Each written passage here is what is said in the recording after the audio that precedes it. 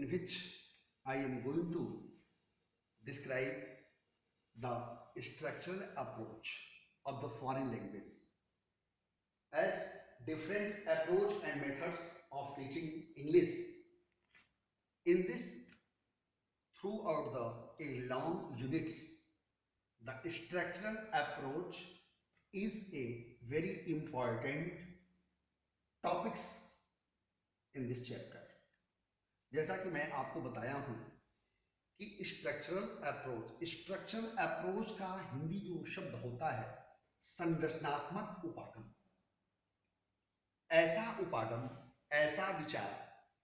ऐसी विधि कि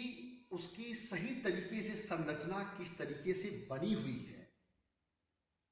वो संरचना हम यहां तक कह सकते हैं, चाहे वो शारीरिक हो, चाहे वो कोई चीज भौतिक तरीके से, फिजिकली तरीके से उसको बनाया गया हो, तो वो चीज किस मेथड से, किस तरीके से उसका निर्माण किया गया है कि जो वह उसका निर्माण की उसकी जो विधि है वह जो है कैसे भौतिक रूप में उसका भौतिक सत्यापन कैसे सही तरीके से होता है, इसके बारे में हमें जानने का प्रयास करना है। तो ये स्ट्रक्चरल अप्रोच, चूंकि हमको भाषा के बारे में जानकारी प्राप्त करनी है,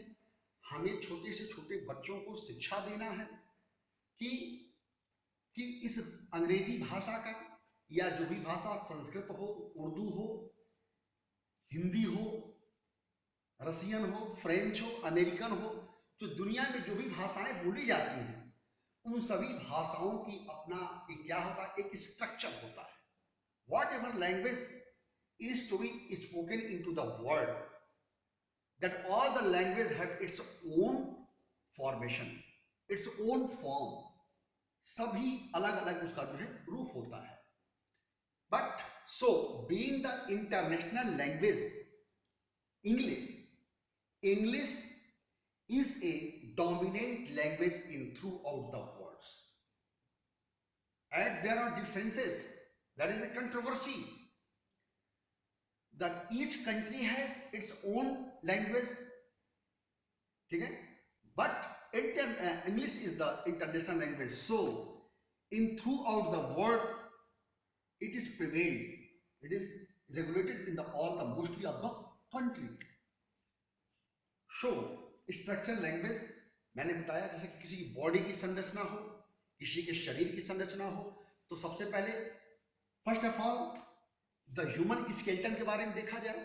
तो ह्यूमन शरीर किसी का अस्थि पंजर होता है, a number of bones is to be connected, then a body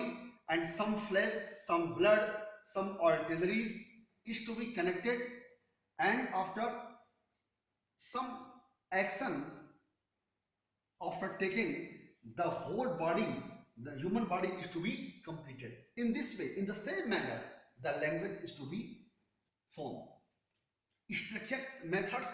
based on, so there is a controversy. यहाँ पर कुछ विभिन्न प्रकार की क्या होती है, कंट्रोवर्सी है, माने विरोधाभास है। इसके बारे में कि कहने का मतलब कि किसी भी भाषा को सही तरीके से यदि हमको जानकारी हम प्राप्त करना चाहते हैं तो सबसे पहले उसकी संरचना, उसका आकार, उसका रूप, उसके स्वर, उसके व्यंजन, किसी भी चीज को बनाने में, किसी भी वाक्य को बनाने में उसमें कितनी सहायक क्रियाएं, उसका एडजेक्टिव, एडवर्ब, प्रीपोजिशंस, उसके रूप, कैसे उसको बनाया गया है। तो ये भी सत्य बात है कि किसी भी भाषा को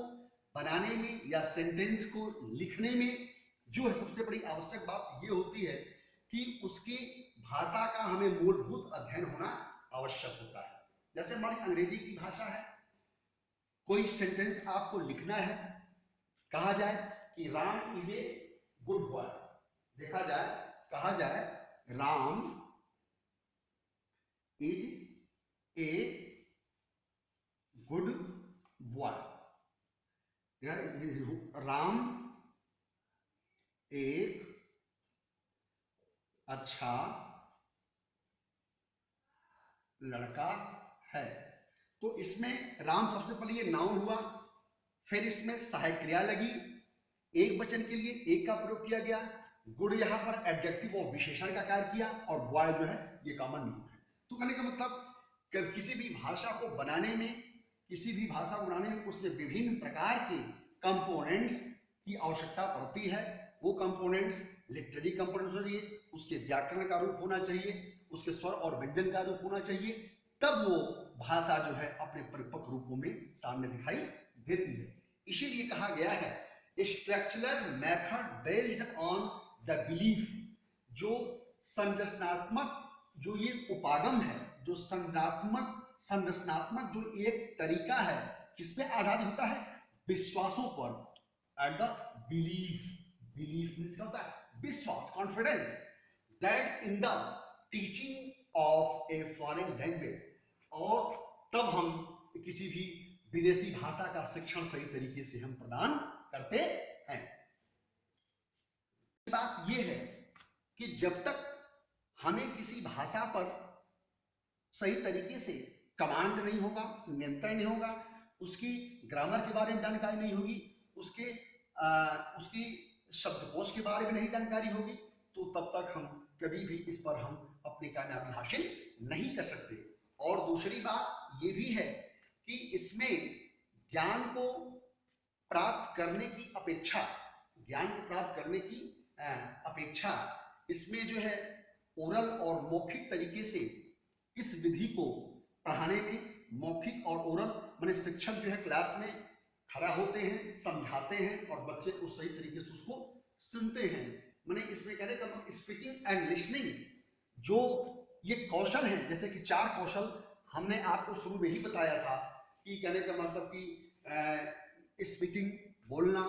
लर्निंग सीखना, ठीक है, और रीडिंग पढ़ना, और जो उसको है राइटिंग लिखना, और उसके बाद से कई विद्वानों ने अंडरस्टैंडिंग को बाद में रखा है, समझना। तो अंडरस्टैंडिंग इसलिए होता है कि जब बच्चे किसी भी विषय वस्तु को पढ़ते हैं,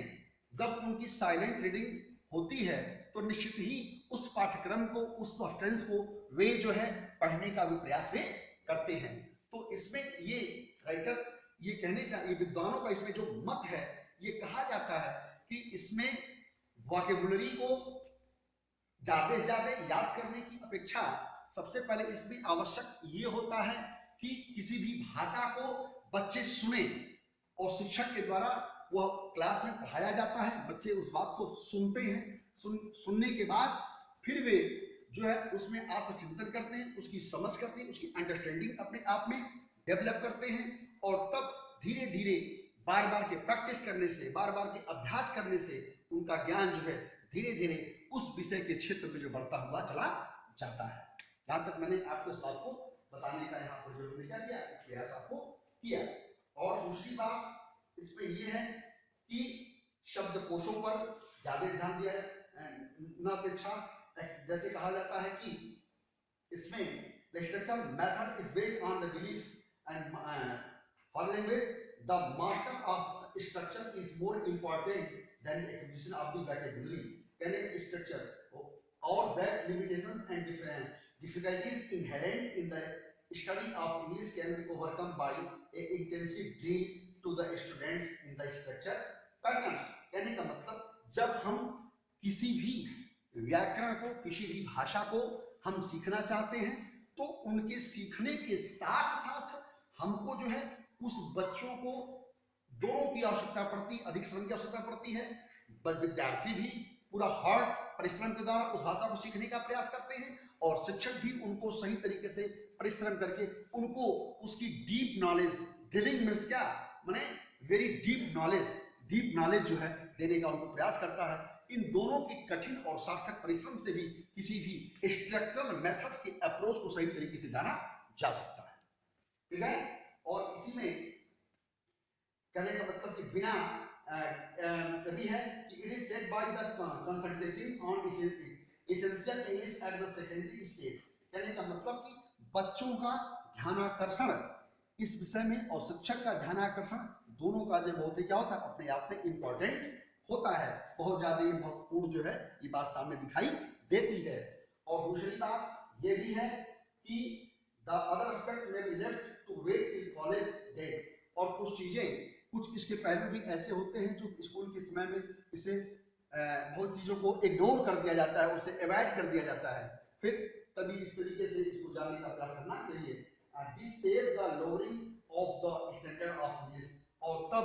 यह बच्चों को उस स्तर से, जिस स्तर में बच्चे रहते हैं, उसे उठाने का जो प्रयास किया जाता है और उनको ज्ञान देने की बात जो है कही